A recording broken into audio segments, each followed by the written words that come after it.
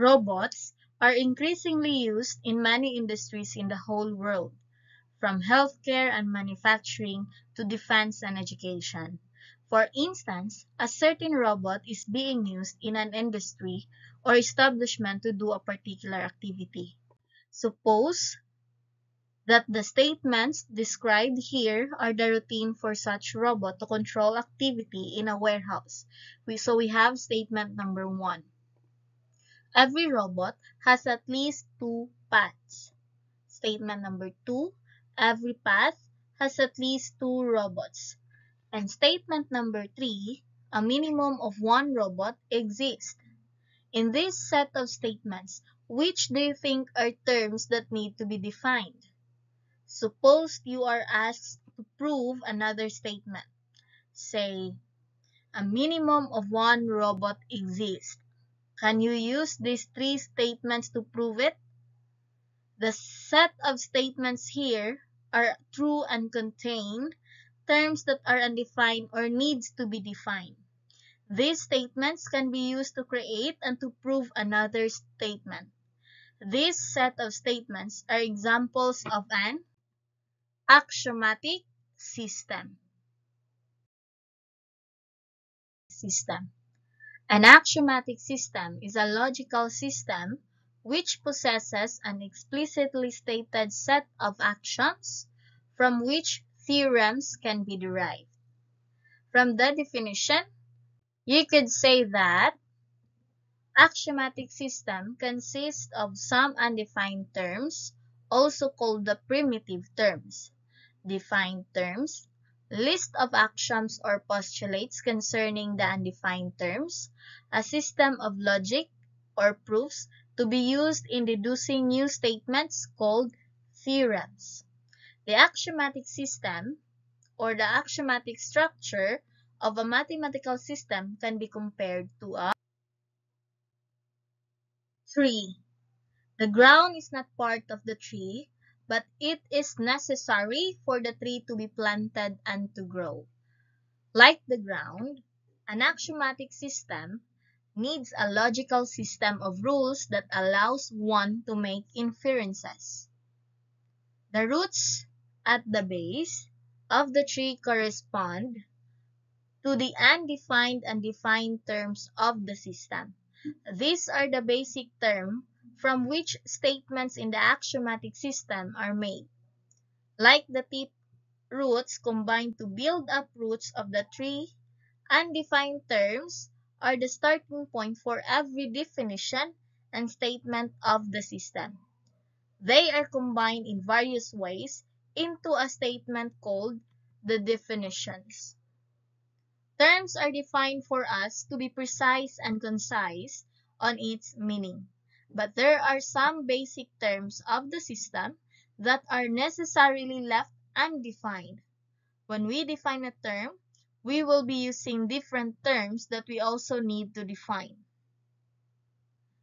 The trunk of the tree corresponds to the axioms or postulates, while the branches growing out of the trunk are the theorems. Axioms are the statements that serve as a starting point for the system. Axioms are the basic truths, and we use them to prove other statements. Theorems, on the other hand, are statements deduced from the axioms. Now, here are some properties of axiomatic system. The first one is consistency, the second one is independence, and the third one is completeness. Now, let us first discuss consistency.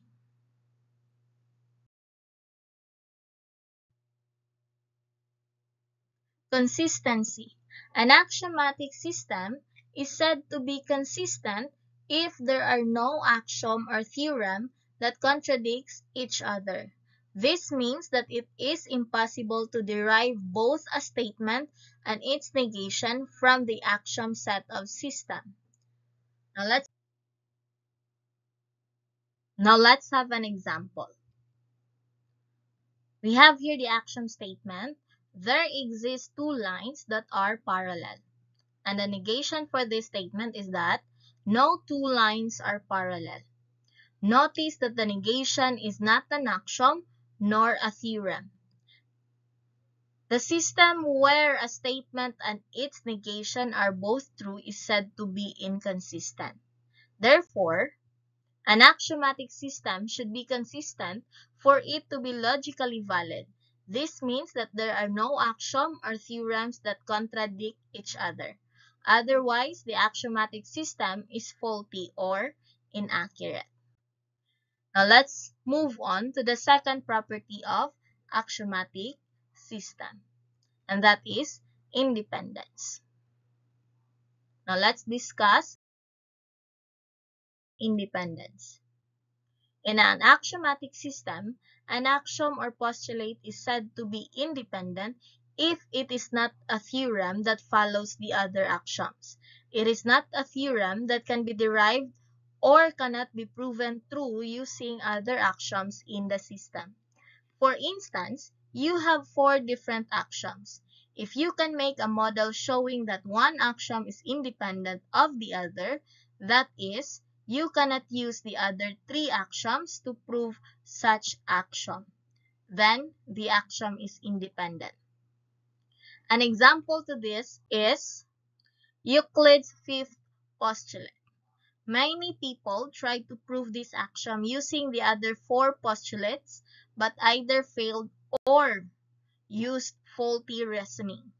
This problem led to the development of other geometries, where the fifth theorem of Euclid was shown to be independent of the other postulates.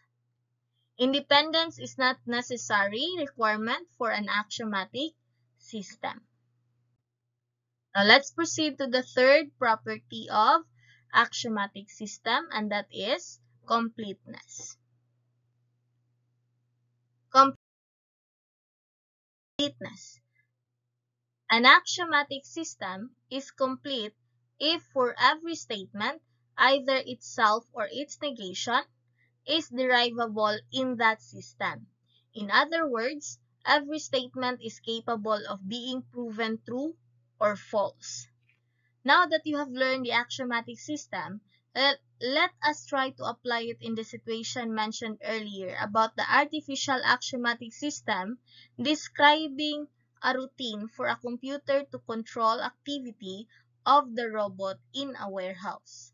The set of axioms given were these statements.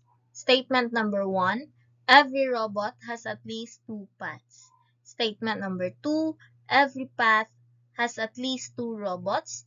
And statement number 3, a minimum of 1 robot exists. Now, if we are going to answer the question, what are the undefined terms in this axiom set?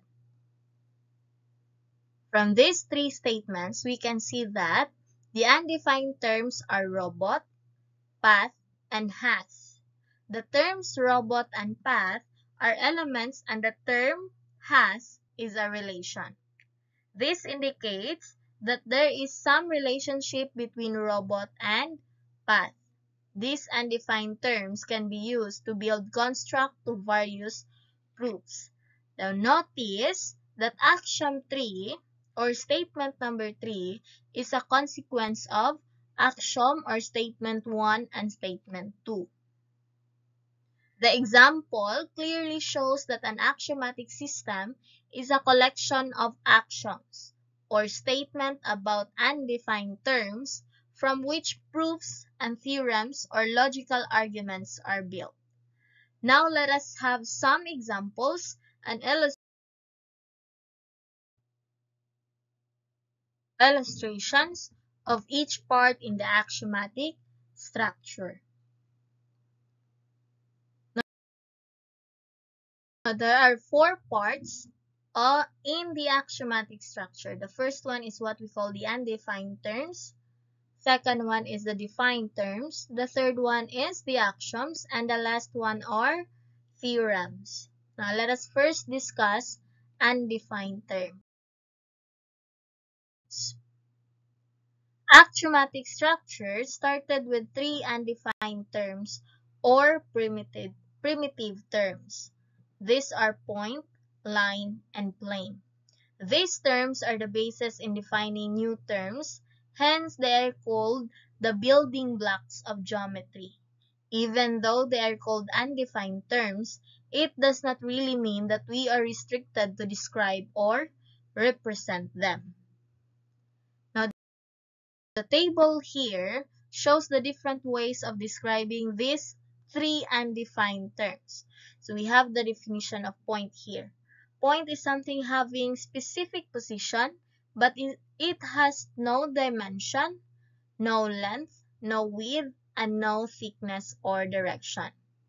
A point can be represented with a dot and is denoted by a capital letter. The 2 points below are point A and point B. Now, let's have here line. A one-dimensional figure with infinite numbers of points, no specific length, without width nor thickness. It is always straight that extends indefinitely in two opposite directions. The line below is line AB denoted by the symbol line AB, which is named after the 2 points that are on the line. Lines can also be denoted by a lowercase letter like line L below. Now let's proceed to plane. Plane is a flat surface where infinite numbers of lines can lie. It has no specific length and width and without thickness. It extends indefinitely in all directions. The parallelogram below is a plane denoted by the Greek letter A, read as alpha. This plane can also be named as plane A, B, and C. Now, there are objects that illustrates point, line, and plane in real world. In your previous activity, they are tip of a pencil, tip of a marker, corner of a rectangular tray. These three examples or objects are example of a point. Now, on the second column rather, we have here edge of a cabinet, edge of a book, stretched rope, and edge of a ruler. Now, these are also examples of objects that illustrates line. Now, in the last column, we have here objects in real world that illustrates plane. First is top of the table, second one is wall of a classroom, and the third one is cell phone screen.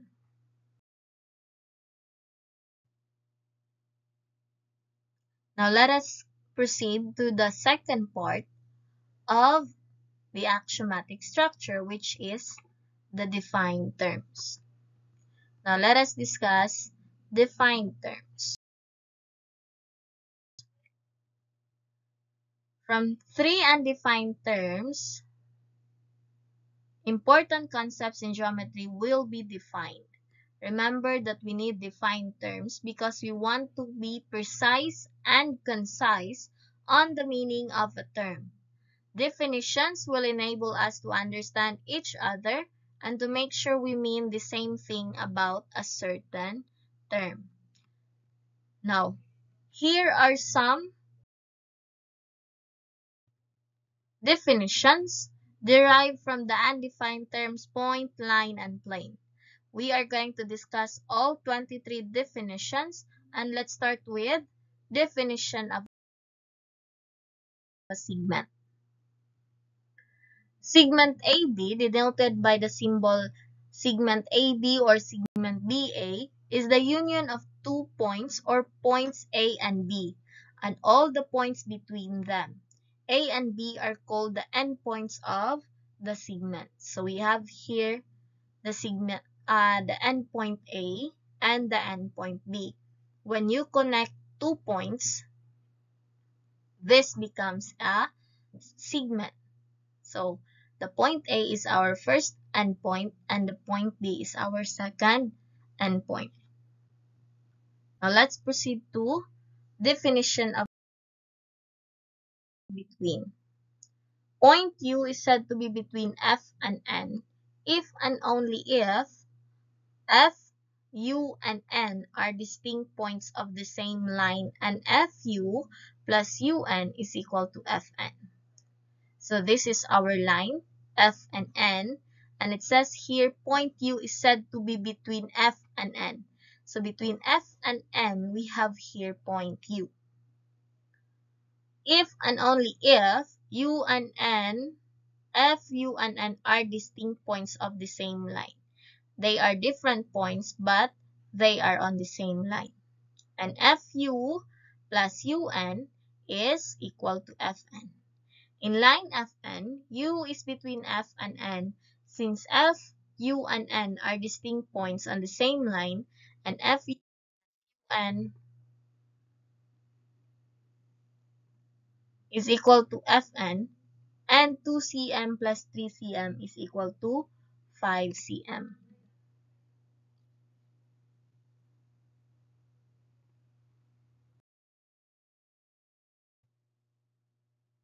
Now let's proceed to definition of collinear points and coplanar points. When points are on the same line, they are called collinear points. So I have here the figure with line AC and points B and D. Note that points A, B, and C are on the same line. Hence, they are said to be collinear, while point D is not on the same line with the other three. Thus, these 4 points A, B, C, and D are non-collinear. Now let's proceed to coplanar. When points are on the same plane, they are called coplanar points. Notice that points B, I, G are on the same plane B. Hence, they are said to be coplanar.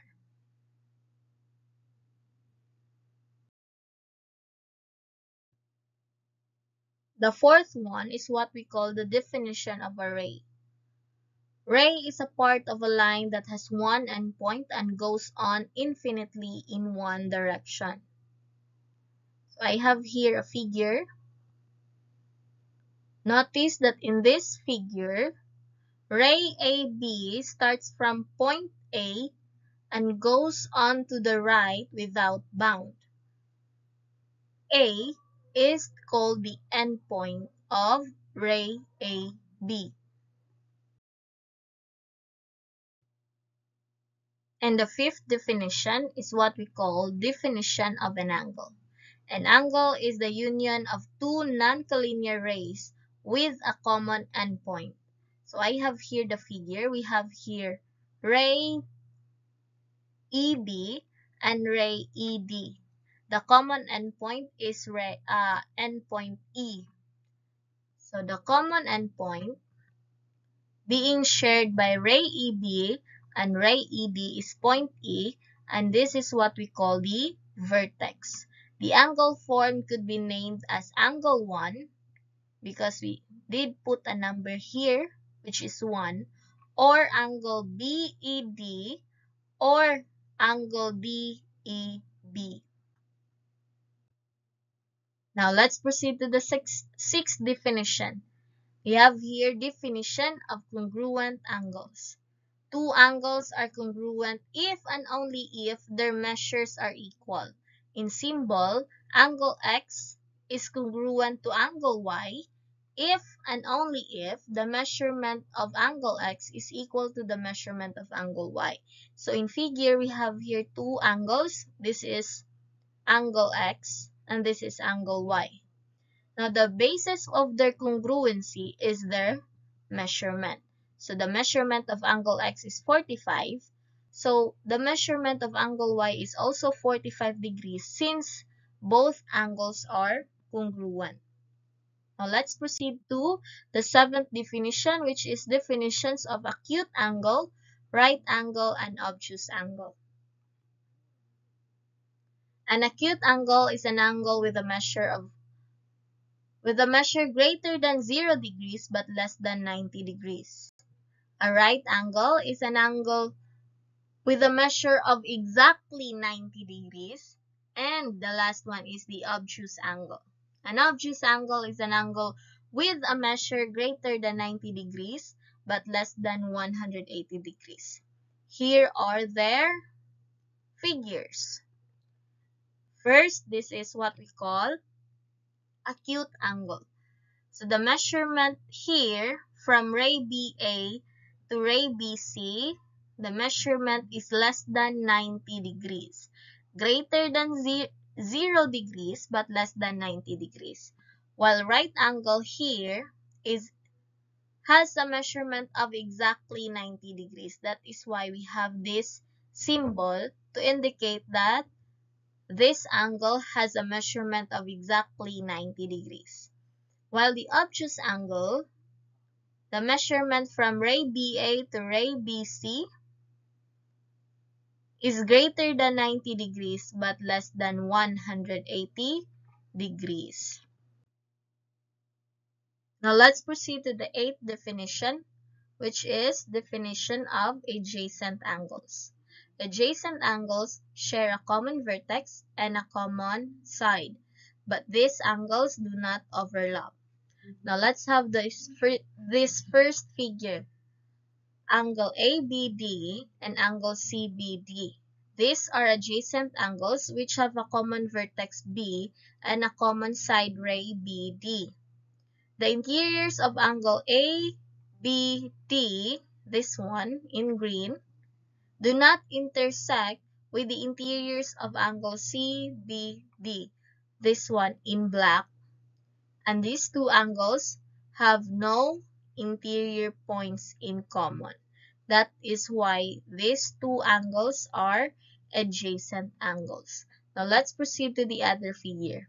So I have here angle EFG and angle GFH.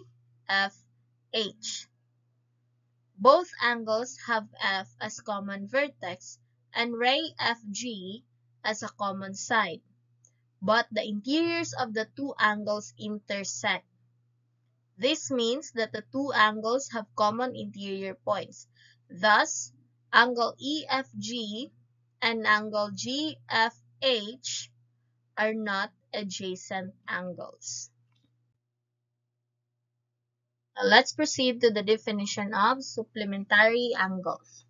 Two angles are supplementary when the sum of their angles is 180 degrees.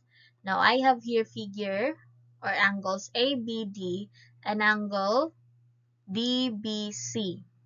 Notice that angle ABD, we can name that one as angle 1 and angle DBC as angle 2. Now these two angles are supplementary when the measurement of angle 1 and the measurement of angle 2 is combined, comes up with a total of 180 degrees. Now when we separate these two angles, this becomes like this.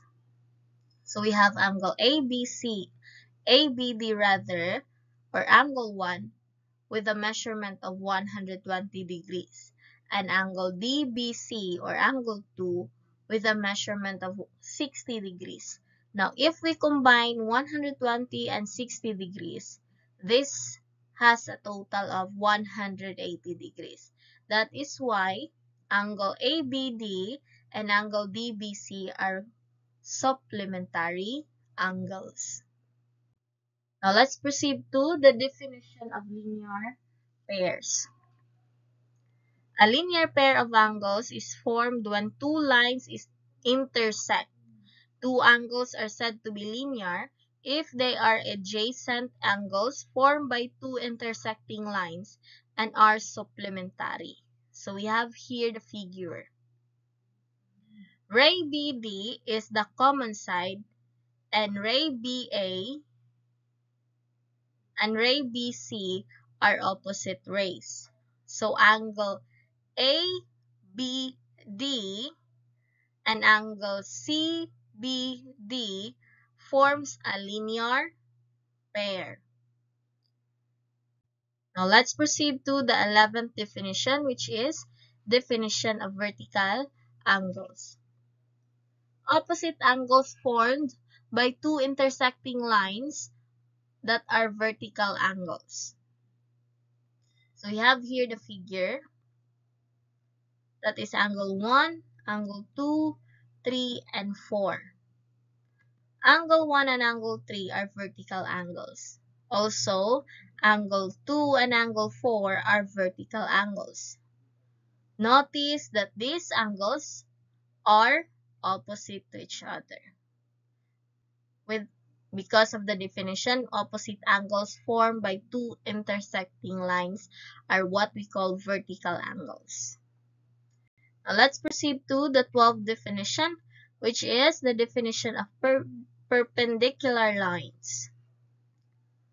Perpendicular lines are two lines that intersect to form a right angle. So we have here line AB and line CD. So the point of intersection is point E. Line AB intersects line CD at point E. Angle AED, angle AEC, angle BEC, and angle BED are right angles formed by these two intersecting lines.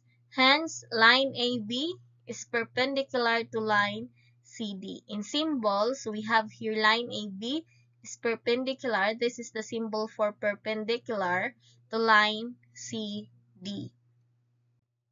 Now let's proceed to the definition of perpendicular bisector. A perpendicular bisector, PR, of a line segment XZ is a line segment perpendicular to XZ and passing through a midpoint. So this is our segment PR and segment XZ.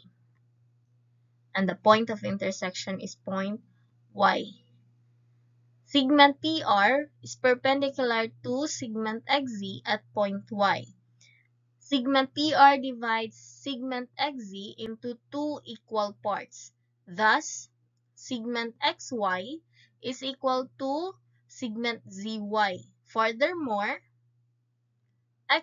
segment XY is congruent to segment ZY.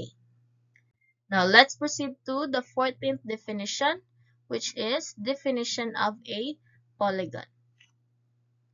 A polygon is a closed figure such that the union of three or more coplanar segments which intersect at endpoints shared by exactly two non-collinear segments.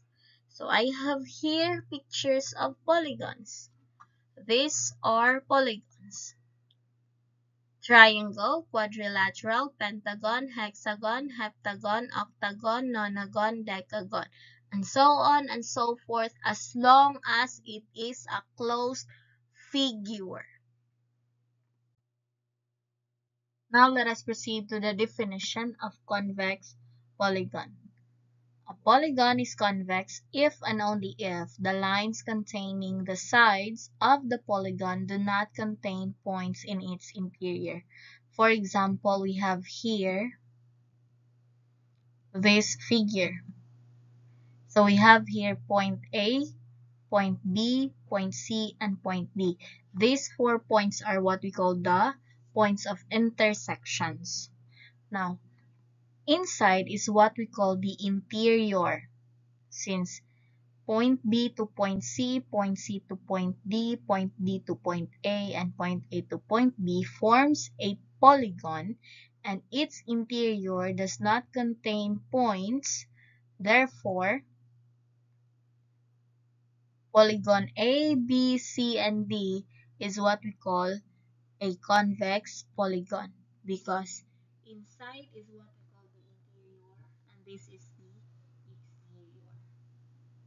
So, considering only polygon A, B, C, D, we can see that there are no points in its interior. So therefore, we can conclude that this polygon is a convex polygon.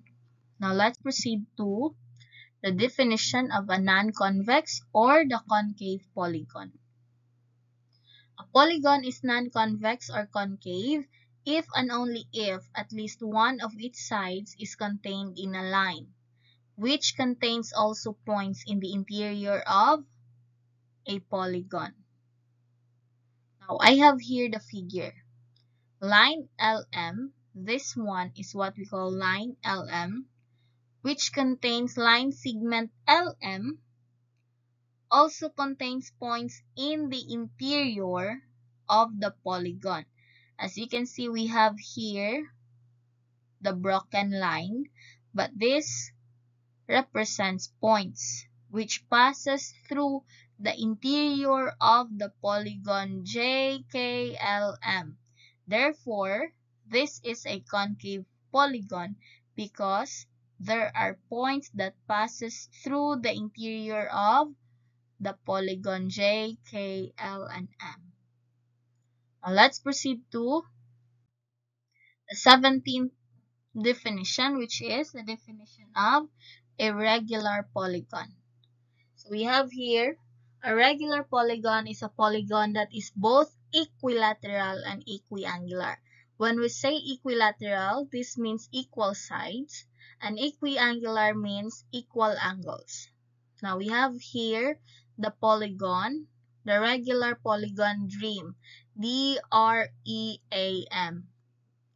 The regular polygon DREAM has 5 interior angles. These are the 5 interior angles: angle RDM, angle ERD, angle AER, angle EAM or MAE, and angle DMA. So these are the 5 interior angles, and these angles are equal. Also, the polygon DREAM has 5 equal sides. Sides DR, RE, EA, AM, and MD. These 5 sides are equal. Point O here is the center of the polygon. So angle O is the central angle. Regular polygon DREAM also has 5 exterior angles. These angles are obtained when one of the intersecting sides is extended, such as angle AMN. The outside angle along with the vertex is an exterior angle. This one, the one in brown, is what we call the exterior angle. Now let's proceed to the 18th definition, which is the definition of a triangle. A triangle is a 3-sided polygon. So here is an example of a triangle. This is triangle NET. Now, the symbol, this symbol, followed by 3 letters representing the non-collinear points or the vertices, this is what we call the vertices, is used to name the triangle.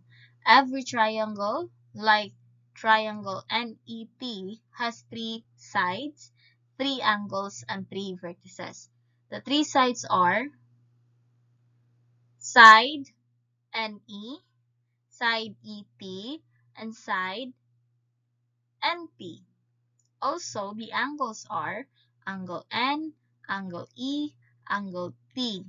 And the vertices are also vertex N, vertex E, and vertex T. Now let's proceed to the 19th definition, which is the definition of angle bisector of a triangle.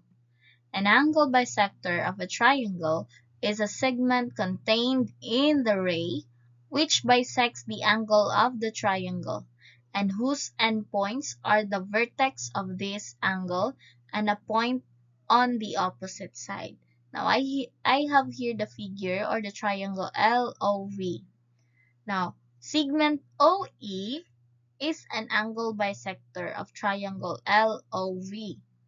It is the bisector of angle LOV, and the endpoint O here of the angle bisector is the vertex of triangle LOV, and the other endpoint E is on the opposite side. Thus, angle LOE is congruent to angle EOV. Now let's proceed to the definition of an altitude of a triangle. A segment is an altitude of a triangle if and only if it is perpendicular from a vertex of the triangle to the line that contains the opposite side. So I have here this figure. Every triangle has three altitudes. In triangle STA, segment TY is one of the three altitudes. Now let's have another figure. In triangle SAF, line segment SE is one of the three altitudes. Now let's have another one representing the three altitudes.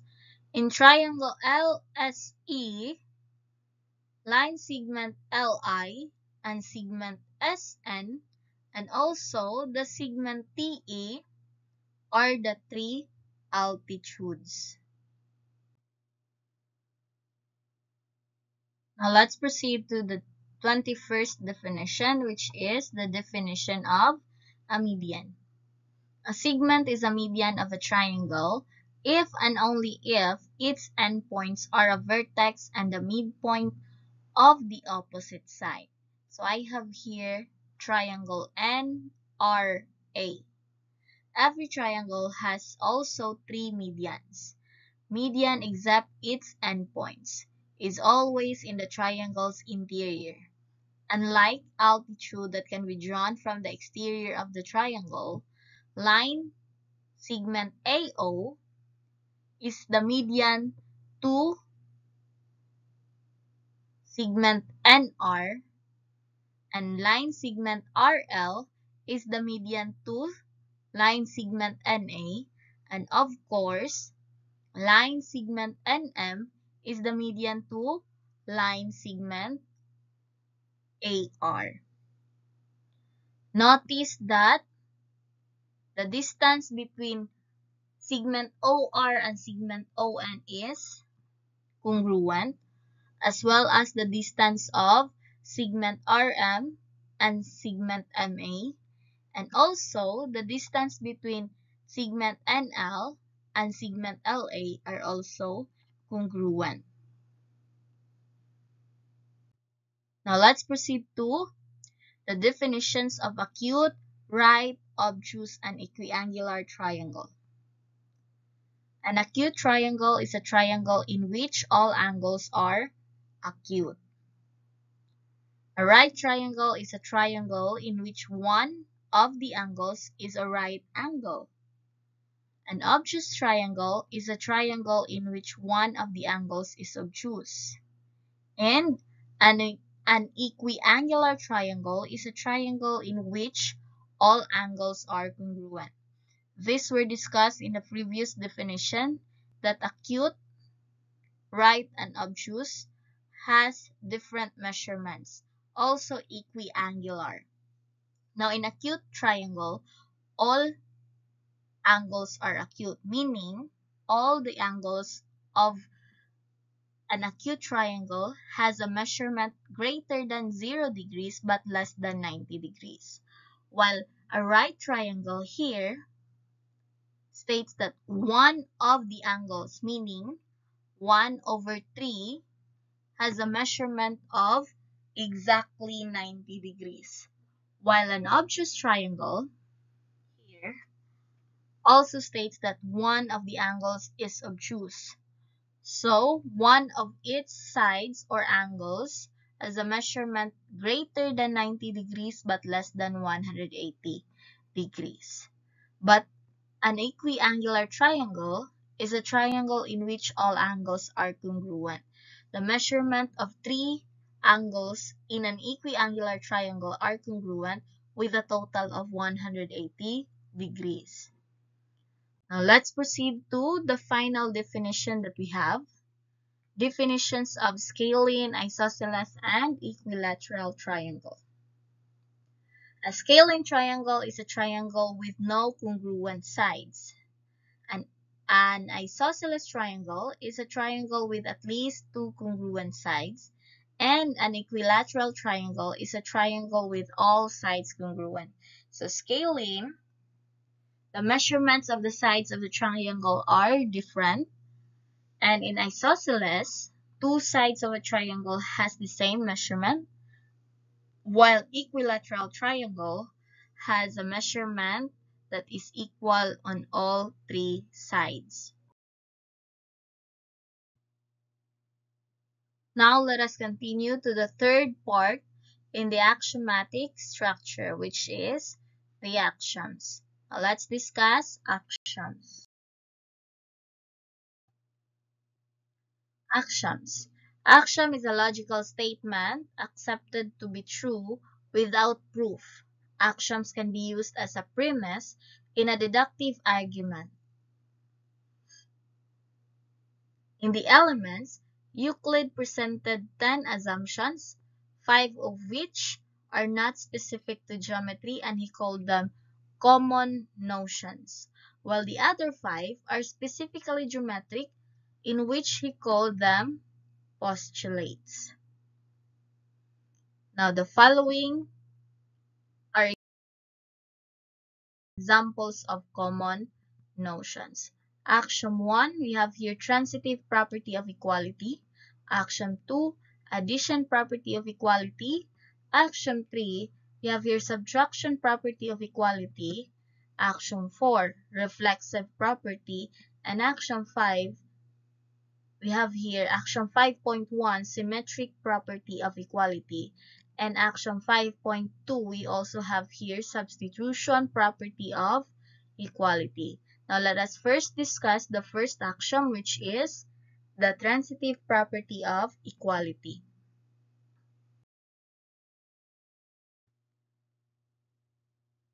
Axiom 1, transitive property of equality. Things which are equal to the same thing are also equal to one another. This is transitive property of equality. So we have here the figure. If A is equal to B and B is equal to C, then A is equal to C. So we have here the measurement of line segment AB is equal to 12 cm and CD is equal to line segment AB. Therefore, line segment CD is also 12 centimeters.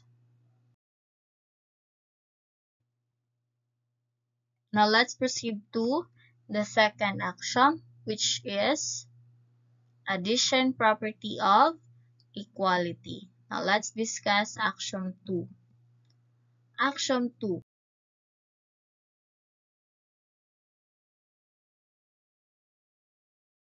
Addition property of equality. If equals are added to equals, the wholes are equal. This is addition property of equality. In figure, we have here, if A is equal to B and C is equal to C, then A plus C is equal to B plus C.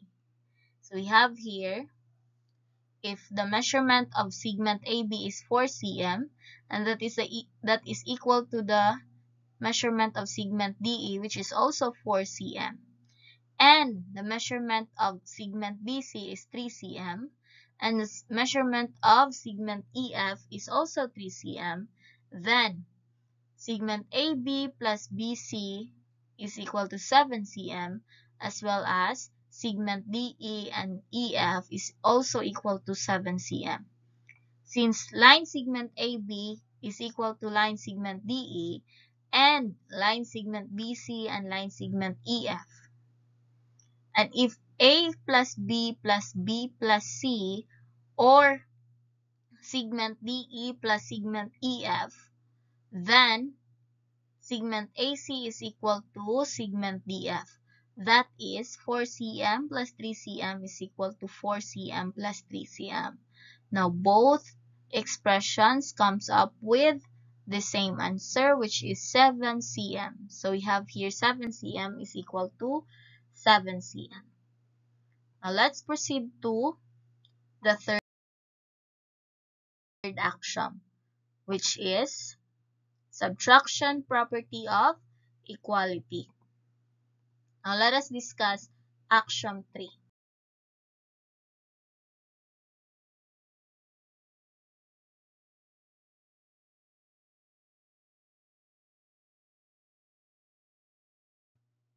Axiom 3. Subtraction property of equality. If equals are subtracted from equals, the remainders are equal. This is subtraction property of equality. So in figure, we have here, if A is equal to B and C is equal to C, then A minus C is equal to B minus C. So we have here in numbers, we have, since line segment AB is equal to line segment DE, and line segment CB is equal to the line segment FE, and if line segment AB minus line segment CB is equal to line segment DE minus line segment FE, then line segment AC and line segment DF is equal. And that is 9 cm minus 4 cm is equal to 9 cm minus 4 cm. And both has the same answer, and that is equal, which is 5 centimeters. Now let's proceed to the fourth action, which is reflexive property. Now let's discuss reflexive property.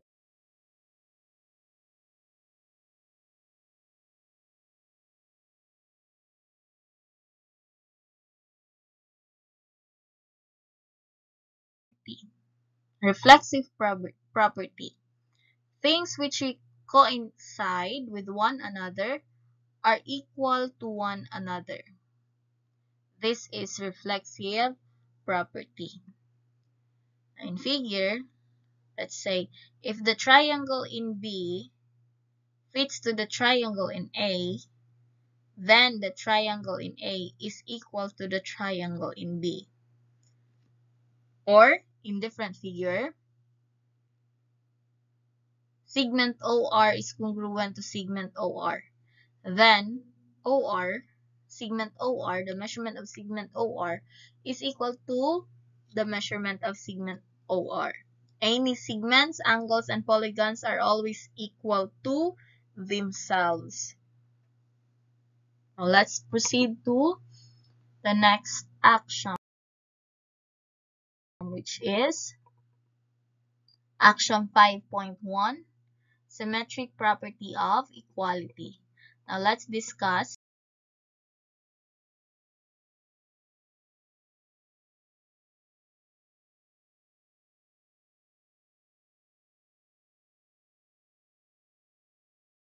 symmetric property of equality.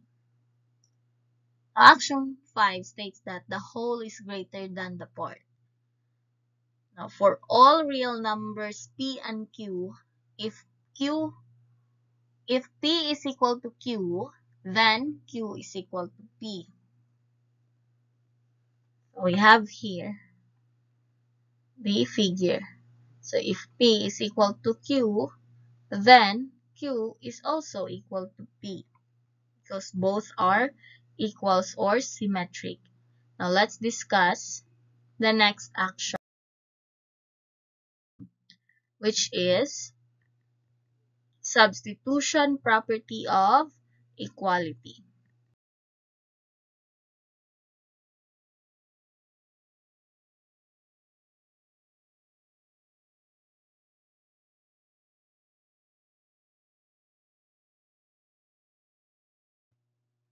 A substitution property of equality states that for all real numbers P and Q, if P is equal to Q, then Q can be substituted for P in any expression. For example, we have here, if this is angle P that is congruent to angle R, and angle Q is supplementary to angle P, then angle Q is also supplementary to angle R.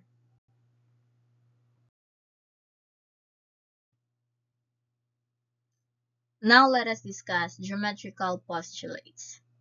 I have here postulate 1. A straight line segment can be drawn joining any two distinct points. So, I have here 2 points A and B. If we connect them, this will make us a line segment AB.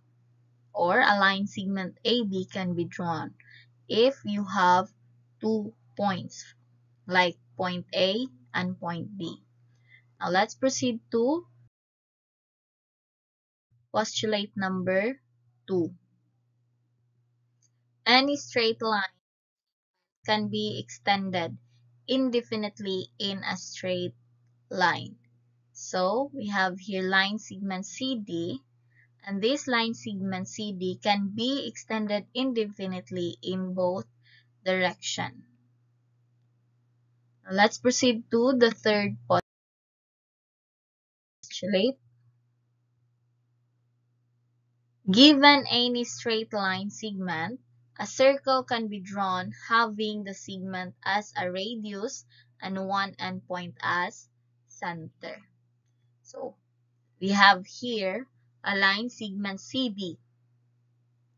From line segment CB, we can draw a circle by using the measurements or the measure of line segment CD as the radius and point C or this endpoint as a center. Now let's proceed to postulate number 4. Postulate number 4. All right angles are congruent. So we have here angle 1 and angle 2. Angle 1 and angle 2 are right angles. Why? Because of this symbol. The measurement of angle 1 is equal to the measurement of angle 2, which is equal to 90 degrees. Hence, angle 1 is congruent to angle 2. Now, let's proceed to postulate number 5. If a straight line meets two other lines so as to make the two interior angles on one side of it together less than 2 right angles, the other straight lines will meet if produced on that side which the angles are less than 2 right angles. So we have here the figure. Line L meets two other lines M and N. Then angle 1 and angle 2 are interior angles formed on the left side of line L. Now, if we are going to shade this will become the measurement of angle 1 plus the measurement of angle 2 is less than 180 degrees. When extended on this side, lines M and N, so see M and N, this is line M and this is line N, meets at point P. So they have a point of intersection which is P. The angles formed are less than 180 degrees. So the measurement of this angle is less than 180 degrees. This is what postulate number 5 discussed. Postulate number 5 asserts that two distinct straight lines in a plane are either parallel or meet exactly in one point.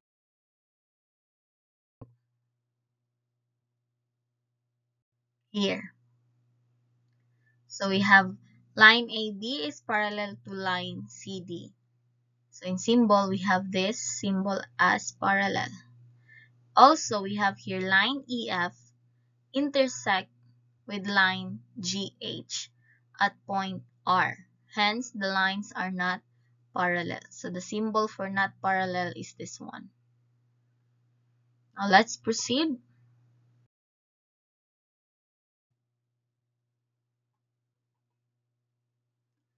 Postulate number 5 is referred to as parallel line postulate.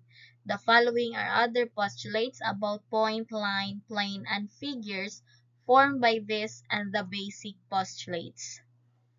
So we have this one first. If two distinct planes intersect, then their intersection is a line. So we have this figure. We have two planes, plane P and plane R. Now, when they intersect, their point of intersection is line L. Now, let's proceed to the second one. If two points of a line are in a plane, then the line containing these points is in the plane. So this is postulate number 5 also. You have here the figure. A line that lies in a plane divides the plane into two subsets, each of which is called a half plane. The dividing line is called the edge. So line L here is what we call the edge. Points S and T of line L are on plane A, and therefore line L is in plane A. Now let's discuss the segment addition postulate. If points P, Q, and R are collinear and point Q is between points P and R, then PQ plus QR is equal to PR. Also, this is under postulate number 5. So, this is the same with our definition earlier, definition of between. So, this is also called segment addition postulate. So, segment PQ is equal to 2 cm and segment QR is equal to 3 cm. When you combine the two segments, the total is 5 cm. So that is also line PR. Let's move on to angle measurement postulate. To every angle, there corresponds a unique real number R, where R is greater than 0 but less than 180 degrees. And also under postulate number 5, in geometry, angles are measured in units called degrees. In symbol, this is a symbol for degree, an angle φ is 45 degrees. In notation, if we are going to write this in notation form, this is how we write this. The measurement of angle FUN is equal to 45 degrees. Now let's proceed to the last postulate that is under postulate number 5. The addition or the angle addition postulate. Angle addition postulate, this is what we call angle addition postulate. Two angles with a common side and a common vertex, when you add those measurements, that is what we call angle addition postulate. So in the figure, the measurement of angle SAE is equal to the measurement of angle SAV and the measurement of angle VAE. So we have here 15 degrees plus 45 degrees is equal to 60 degrees. That is what we call angle addition postulate. Now let's proceed to the fourth part in the axiomatic structure, which is theorems.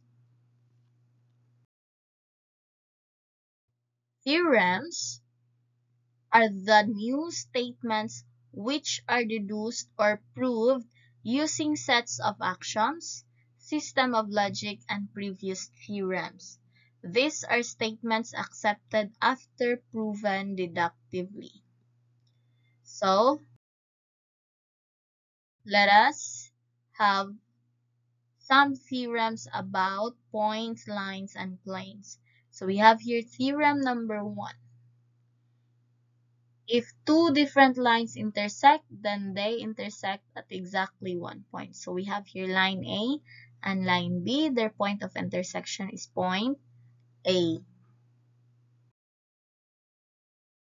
Now let's discuss theorem number 2. If a line not contained in a plane intersects the plane, then the intersection contains only one point. So here is our illustrative example. We have here plane Z and line L.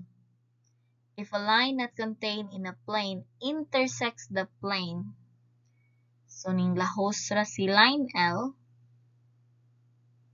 then the intersection contains only one point. So their point of intersection is only point Y. This is theorem number 2. Now let's proceed to theorem number 3. Theorem number 3. If a point lies outside a line, then exactly one plane contains both the line and the point. So this is our illustrative example. When we have one point and one line, then this point and a line is contained in exactly one plane.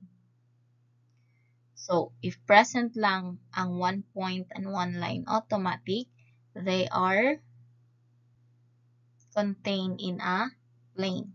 Now let's proceed to theorem number 4. Theorem number 4, if two distinct or different lines intersect, then exactly one plane contains both lines. So we have here the illustrative example. We have line D and line E. They both intersect and their point of intersection is point S. So these two lines and the point of intersection is located at exactly one plane. That is theorem number 4. Now let's proceed to the next theorem, which we call the linear pair theorem. If two angles form a linear pair, then they are supplementary. This is the illustrative example. If we have opposite rays and a common side and a common vertex, therefore the angles of the two angles formed are supplementary. Now let's proceed to vertical angles theorem. Vertical angles theorem states that vertical angles are congruent. So the measurement of the angles are congruent. For example, in this illustrative example, two lines M and L intersect, forming two pairs of vertical angles.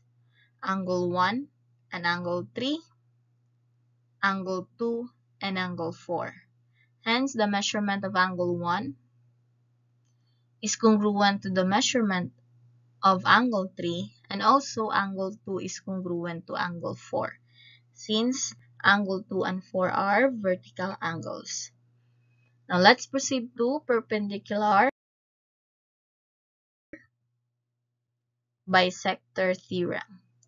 Point on the perpendicular bisector of a segment is equidistant from the endpoints of the segment. So, since x, the line segment xy, is congruent to line segment zy, then y is equidistant from the points x and z, meaning y is in between x and z, showcasing equal distance from 2 points. That is perpendicular bisector theorem. Now let's proceed to isosceles triangle theorem. Base angles of isosceles triangles are congruent. So we have here the illustrative example. If line segment AB is congruent to line segment CB, then angle A is congruent to angle C. If these two sides are congruent, then the angles opposite to the sides are also congruent. Now let's proceed to the exterior angle theorem. The exterior angle of a triangle is equal to the sum of the two remote interior angles of the triangle. The exterior angle of a triangle is greater than either of the measures of the remote interior angles. So we have here the illustrative example. Angle B and angle D are the remote interior angles of the triangle.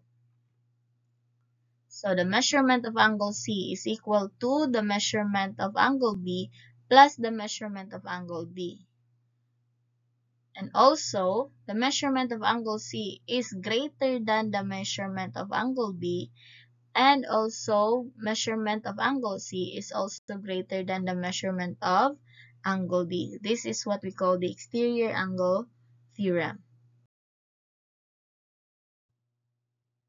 Now the next one, or the last theorem we have, is triangle angle sum theorem. The sum of the measures of the angles of a triangle is 180 degrees. So we have here the illustrative example, angle 1, 2, and 3. The measurement of angle 1 plus the measurement of angle 2 plus the measurement of angle 3 is equal to 180 degrees. That is what we call the triangle angle sum theorem. Now that you have learned the definitions, postulates, and theorem, you are now ready for the next activities. Thank you for watching and see you on the next video.